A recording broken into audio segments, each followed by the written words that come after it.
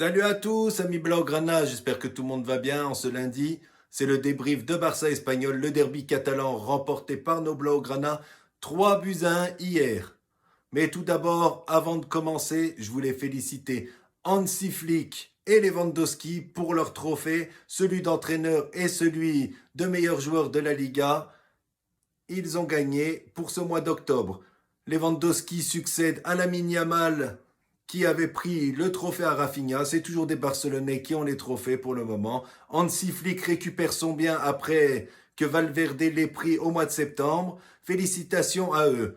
Maintenant, voici le débrief du match.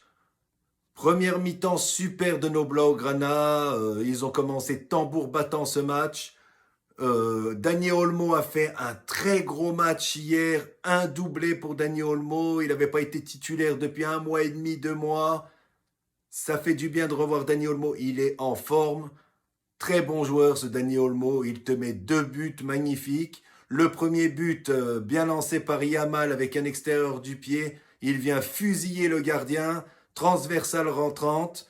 Rafinha met le deuxième but avec une passe magnifique de Casado. Il vient lober le gardien. Il aurait pu avoir penalty s'il n'y aurait pas eu le but. Olmo ensuite met le troisième but. Une frappe d'en dehors de la surface. Très belle frappe d'en dehors de la surface. Il vient tromper le gardien. 3-0 à la mi-temps. Ensuite, la deuxième mi-temps n'est pas extraordinaire. On croyait que le Barça allait mettre 1 ou 2 buts comme dans leur standard habituel. Ce n'est pas le cas. Le Barça a levé le pied. On n'est pas habitué à ça en ce moment. Je vais être un peu sévère, mais j'ai cru que c'était le Barça de Xavi un petit temps. On a pris un but. L'Espagnol a marqué 2 ou 3 buts hors jeu. Encore le piège du hors jeu. L'Espagnol marque son but. À ce moment-là, c'est la 66e, je crois. Je me dis, j'espère qu'ils vont pas marquer un deuxième but parce que ça pourrait être une fin de match un peu pénible. Et non, Inigo Martinez a bien géré derrière avec Koubarsi après le but de l'Espagnol. Il y a Hector Fort qui a joué première mi-temps assez potable d'Hector Fort, mais la deuxième, il était complètement crevé. Il n'a pas l'habitude de jouer beaucoup. Koundé l'a remplacé à la 78e. Mais Hector Fort est encore jeune, je ne vais pas lui tirer dessus. Il a besoin de temps de jeu aussi. Puis avec Koundé qui joue beaucoup, il laisse des miettes au petit Hector Fort pourvu qu'il ait un peu plus de temps de jeu dans la saison. Baldé, bah, ça n'a pas été le Baldé de face au Real Madrid. Il a fait son match, mais c'est pas extraordinaire. Voilà, match potable de Baldé. Iñaki Peña contre le Real, c'était pas mal, mais hier, que ça soit sur les hors-jeux, que ça soit sur le but qu'il prend, il prend des buts trop faciles.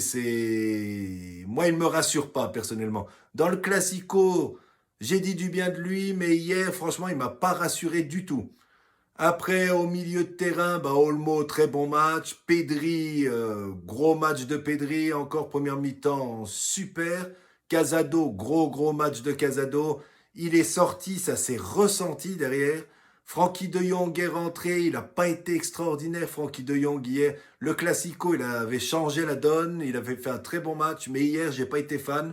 Sur le but de l'Espagnol, bah, Frankie de Jong suit pas son mec. Et ben, je crois que c'est lui qui marque derrière. Des fois, il est un peu nonchalant au milieu, il suit pas. Des fois, c'est ça, Frankie de Jong aussi, un peu nonchalant. Mais il est capable du meilleur comme du pire, Frankie de Jong, voilà. Après, il y a Gavi, Ansu Fati qui sont rentrés. Ils n'ont pas joué assez. On peut pas dire grand-chose. Ansu Fati avait marqué un but, mais il était hors jeu. Et Fermin avait remplacé Olmo. Fermin, bah, vu la masterclass de Olmo, bah, ça a effacé un peu Fermin en fait. Ça fait 2 matchs de suite que Fermin, c'est pas extraordinaire. C'est normal, quoi. Mais quand tu as des Olmo qui ont un niveau de jeu élevé comme celui-là, bah, Fermin, il rentre derrière et il peut pas faire plus, quoi. S'il fait plus, c'est vraiment extraordinaire. J'en veux pas à Fermin. Moi, je sais que Fermin, c'est un très bon joueur et qu'il va nous ressortir des masterclass d'ici peu. Et voilà, il faut qu'il profite de son temps de jeu. Maintenant, demain, je vous ferai un avant-match pour le déplacement en Champions League face à Belgrade. Hier, la deuxième mi-temps, comme a dit Flick, je les excuse parce qu'ils nous font des très beaux matchs en ce moment. Moi, je croyais que c'était de la gestion. Et en fait, ça n'était pas, vu ce que Flick a dit. Maintenant, on attend que le Barça fasse mieux. On a été habitué à mieux en ce moment. Et j'espère qu'on va pas rentrer dans une routine à essayer de jouer une première mi-temps et la deuxième à pas faire grand-chose. On n'est pas habitué à ça. Je pense que Flick va pas laisser passer ça. Demain, l'avant-match face à Belgrade, en espérant que la pluie s'arrête à Barcelone, car il pleut beaucoup. L'aéroport de Barcelone a été assez touché par la pluie, un peu inondé. Les avions ne peuvent pas atterrir ni décoller. Si le Barça ne peut pas partir à Belgrade, on verra demain pour l'avant-match ou pas, si j'en fais ou pas. Voilà. Je vous souhaite une très bonne fin de journée. Venez vous abonner, je me répète encore et encore. Je me répéterai à chaque vidéo.